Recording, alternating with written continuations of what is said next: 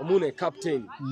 How big is mashemeji kwako kama mchezaji, kwako kama captain, na pia kwako that one of the key players was good? Naweza sema this time ni different. Kuna a lot of things at stake.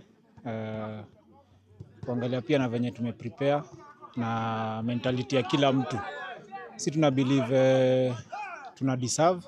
Sasa pia tumework hard sana kufika mahali tumefika saa hii. Na tuko ready.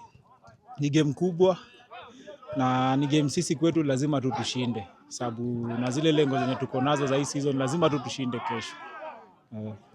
Omune, talking of kushinda, it's the first time in a very long time that tumeona the two big giants, FC Leopards and Gor Mahia, wamekuwa entangled in a title race.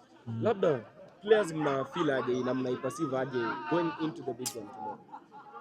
First of all, naweza sema si tuko motivated sababu pia tumekuwa tukiperform poa na hiyo pia ni motivation kivyake. So tuko motivated, tuko ready. Tuna understand kitu tunafaa kufanya. Tunajua pia last time tuliwin, so this time haitakuwa rahisi. Au pia tunajua wako ready, but si tuko ready zaidi. As one of the senior players at AFC, maybe what are you learning playing with the likes of Madada who are still young in the team? Naweza sema football ni inakuwa kunaga mtu anajua. Unaweza kuwa uko na experience, but si ndio maana tuna train kila siku. So we learn every day as it comes. Kila siku una learn kitu mpya.